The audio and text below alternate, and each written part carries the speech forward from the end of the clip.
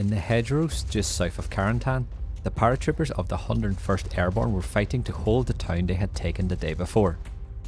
First Lieutenant Richard Winters moved along his stretch of the line, reloading his M1 rifle as he went, pulling men back into position and steadying the ones who had started to give. They were dug into the banks and the sunken lanes, trading fire across the small fields with German infantry pushing up through the bocage towards them. The line was bending, they were low on ammunition, and behind them was nothing but the streets of Carentan. Then, from behind the hedgerows, came the grinding of steel tracks. Out of the lanes to the southwest came German armour, headed straight towards the paratroopers who had almost nothing left to stop them. 10 miles of flooded marsh had separated the two American beachheads, and one town held the only road across it. Until the 101st Airborne took Carentan, Omaha and Utah had no way to link up, and the Germans could concentrate against either one. The fields on every side lay underwater, and the only way in from the north was a single raised causeway, and the men spearheading the assault were the paratroopers of the 502nd, commanded by Lieutenant Colonel Robert Cole. The way south began at Saint-Côme-du-Mont, the last dry ground before the marsh. Von der Heide's paratroopers held it building by building, and it took 2 days to push them out. At the road junction on the edge of the village, a light tank leading the advance was hit by a Panzerfaust and set ablaze.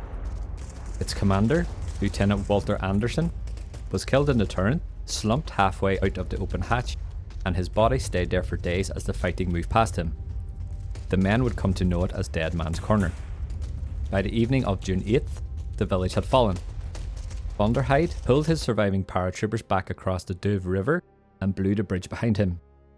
Past Dead Man's Corner, the road ran on south, toward the marsh and into Carentan itself. On both sides the ground fell away into standing water. There was no digging in and no cover to reach. The only way forward was down the middle of the road out in the open.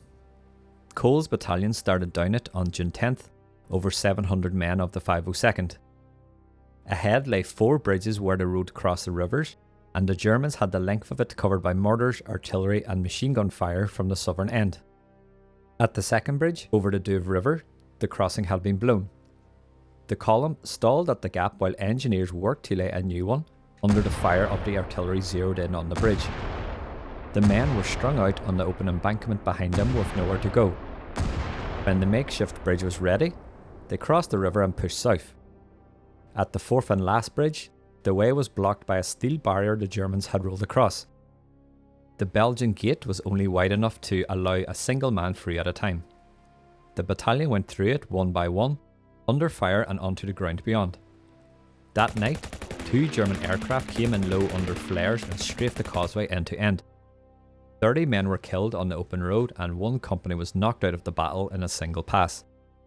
By the morning of June 11th, the survivors had reached the far end. Of the 700 who had started down the causeway, 265 were left to make its final yards. Ahead of them, across an open meadow, stood a stone farmhouse and the German guns that held it. For more than an hour they lay in the ditches while the fire came down. Artillery was called on the farmhouse and still the guns were not silenced. The battalion could not go around the farmhouse and would not go back. Cole made his decision in the ditch. He passed word to his executive officer, Major John Stopka, they would put smoke on the farm and take it with a bayonet charge. At 06:15, the smoke came down across the meadow. Cole blew his whistle, stood up with his Colt 45 in his hand and stepped out into the open field. About 20 men heard the whistle and rose with him. The noise of the artillery had meant the rest of the men had missed the signal until Stopka ran back along the line and brought another 40 out into the field after him. Cole ran across the field firing his Colt 45 with no clear target in the smoke. Men dropped around him in the open grass. The one still standing reached the hedgerows and went in amongst the German paratroopers with bayonets and rifle butts, and the fight became hand to hand. The German line broke and the survivors pulled back towards Carentan. In 4 days on the causeway, Cole's battalion had lost 2 of every 3 men it started with. Inside Carentan, Von der Heide's paratroopers were nearly out of ammunition, with American forces closing on the roads behind them. Hitler's order had been to hold the town to the last man, but von der Heide disobeyed it. Rather than seeing his regiment destroyed in the streets, he pulled the bulk of his men out, leaving a rearguard to hold the town for as long as they could. The Causeway was open, but the 3rd Battalion of the 502nd was finished as a fighting force. Throughout the night of June 11th, the 506th had moved down the Causeway and swung wide to the southwest of Carentan, onto the high ground where the roads ran out of the town. At dawn on June 12th, the 506th attacked into the town from the southwest. On a road sloping down toward a fork in the southern edge of Carentan, the lead company ran into a machine gun firing from a second-story window. The 1st platoon went to ground in the ditches as bullets swept the road and mortar rounds fell in around them. 1st Lieutenant Richard Winters ran out into the middle of the road, into the fire, and drove his men up out of the ditches and forward.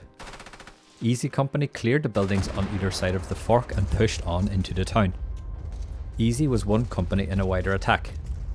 The 327th Glidermen had crossed the Douve to the east and were pushing in along the coastal road, while the rest of the 506th and the 501st came in from the southwest alongside Easy. Inside the town, the German rearguard gave ground building by building, falling back through Carentan as the ring drew in behind them. By the middle of the day, the rearguard had been driven out and Carentan was in American hands. The paratroopers who had taken the town pushed out past its southern edge and dug in on the high ground to the southwest. They had held Carentan for less than a day when the Germans came back to take it. The counterattack came at dawn on June 13th out of the southwest. The 17th SS Panzer Grenadier Division had been ordered north to retake Carentan. The 506th took the brunt of the attack. The SS pressed hard, moving up through the fields with assault guns ahead of them, and on the American left flank 2 companies retreated. 1st Lieutenant Winters held Easy Company on its hedgerow and would not give it up. An assault gun ground up on the sunken lane in front of the position and swung its barrel toward the bank 40 yards off in the open. Lieutenant Harry Welsh went flat in the brush with a bazooka. Beside him was Private John McGrath carrying the rounds. He sighted on the front of the gun and fired. The round struck home and the gun stopped where it stood. Welsh and McGrath had knocked the assault gun out, but the SS kept coming across the fields and the American line was running out of men to hold it. Then came the tanks through the town. The Shermans of the 2nd Armoured Division drove straight into the flank of the SS. The Panzer Grenadiers had pushed forward out of their hedgerows into open ground, and they had nothing in the fields that could stop a Sherman. Assault guns were knocked out where they stood, the infantry caught without cover, and the attack came apart by evening. The 17th SS pulled back into the countryside it had come from. It had lost hundreds of men and the assault guns left burning in the fields, and with them the one chance to break the beachhead before it closed. By the evening of June 13th, the 2 American beachheads had become one. The cost had fallen heaviest on the men of the 502nd, who had secured the Causeway into Carentan. The 101st Airborne had lost over 400 men, taking and holding the town. Lieutenant Colonel Robert Cole was awarded the Medal of Honour for the charge across the meadow. For a week, Omaha and Utah had been divided by the marsh and the town that locked the road between them. With Carentan taken and held against everything the Germans had thrown at it, that link became a single continuous front, and the invasion had the unbroken beachhead it needed to push inland and towards Cherbourg.